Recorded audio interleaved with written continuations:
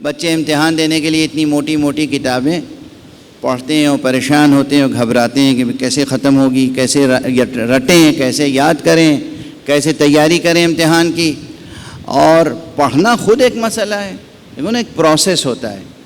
یہ آنکھوں سے الفاظ کا پڑھنا یہ ایک خاص پروسیس ہے. اس کے بعد جو پڑھا ہے اسے یہاں رجسٹر کرنا، پھر اس کو حافظے میں رکھنا، پھر اس کو سمجھنا. کسی تھیوری کو، کسی سائنس کے فارمولے کو، کسی بھی چیز کو، کسی نظریے کو، سمجھ رہے ہیں آپ؟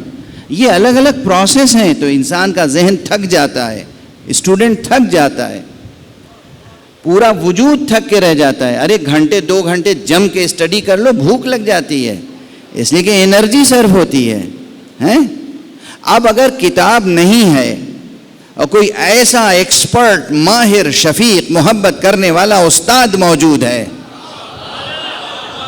جو پوری کتاب خود گھول کے پی چکا ہے، سینکڑوں بار اس نے کتاب پڑھائی ہے، وہ تمہیں مل جائے تو تمہیں بہت سی زحمتوں سے بچا لے گا. کھیل کھیل میں کتاب پوری سمجھا دے گا. تو کتاب کافی ہو نہ ہو یا نہ ہو، استاد اگر مل جائے تو کافی ہو جاتا.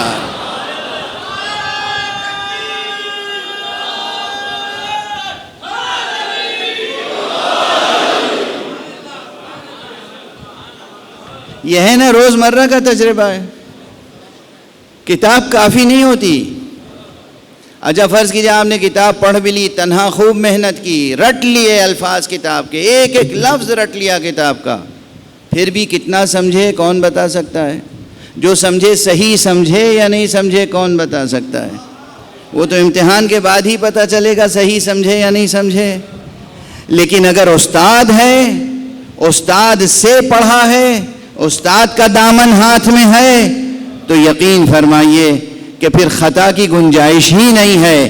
امتحانوں میں کامیابیاں ہی کامیابیاں. اسی لیے قرآن ضرور پڑھیں، الفاظ قرآن پڑھیں، آیات قرآن پڑھیں، سورہ قرآن پڑھیں. از اول تا آخر قرآن آپ کے تداول میں ہو، آپ کے وظیفے میں ہو. آپ پڑھیں، قرآن کے اصل الفاظ پڑھیں، ترجمہ پڑھیں، تفسیر پڑھیں. مگر سب سے بڑا مسئلہ یہ ہے کہ دامن محمد و آل محمد ہاتھ میں رہے.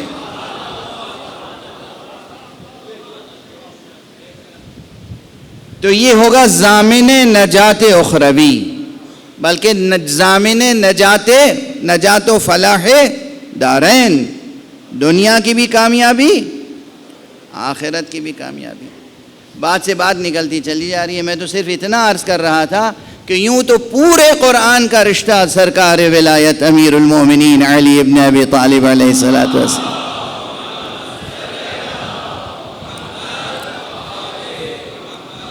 بسم اللہ سے والناس تک، اور آپ کی سینکڑوں بار، ہزاروں بار کی سنی ہوئی روایت ہے. خود اسی سفر میں میں نے پڑھی ہوگی. ہر ذاکر تقریباً اشارہ کرتا ہے کہ جو کچھ پورے قرآن میں ہے وہ سورہ حمد میں ہے، جو کچھ سورہ حمد میں ہے وہ بسم اللہ میں ہے، جو کچھ بسم اللہ میں ہے بائے بسم اللہ میں ہے. نقطۂ بائے بسم اللہ وہ ہے جو باب مدینۃ العلم ہے. تو یہ رشتے تو معلوم ہیں آپ کو، پورے قرآن کا رشتہ مولا کائنات سے. لیکن بعض سورے خاص خصوصیت رکھتے ہیں، اور وہ سورے جو خاص خصوصیت رکھتے ہیں ان میں سے ایک سورہ نبأ ہے. تو جو عملی نسخہ میں عرض کر رہا تھا وہ یہ کہ ممکن ہو سورہ نبأ پڑھنے میں 3 منٹ لگتے ہیں،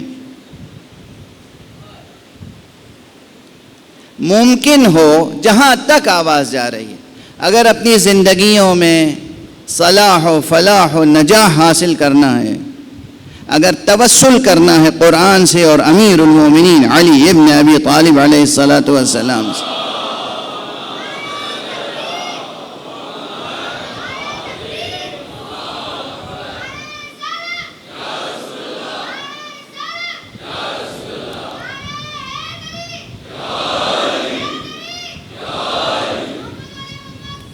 اللہم صلی علی محمد.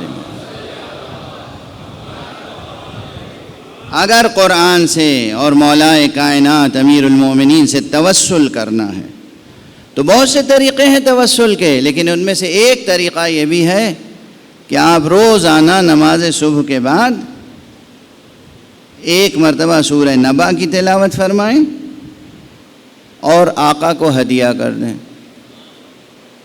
فرق ہے دونوں میں، بخشنا الگ ہے، ہدیہ کرنا الگ ہے۔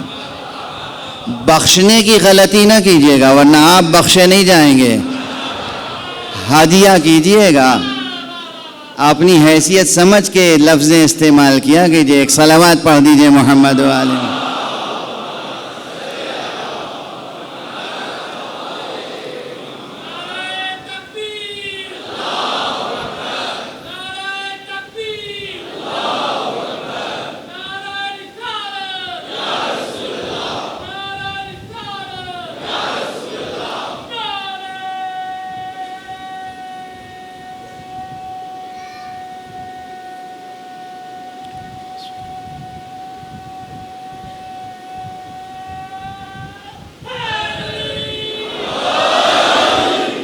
جزاکم اللہ۔ تو یہ تو ایک روحانی یا نورانی یا قرآنی یا ولائی، یہ ایک تحفہ ہوا آج جو جاتے ہوئے میں آپ سب کو دے رہا ہوں۔ یہ تحفہ بہت گراں قدر ہے، دیکھنے میں بہت مختصر لگ رہا ہے، بہت گراں قدر ہے، بہت نفیس ہے یہ تحفہ۔ سورہ نبا کی تلاوت کریں روزانہ اور اس کے واسطے سے مولا کائنات سے توسل کریں، اور اس توسل کے ساتھ آپ رب سے جو چاہیں طلب کریں، انشاءاللہ زندگی میں کامیابیاں ہی کامیابیاں ہوں گی۔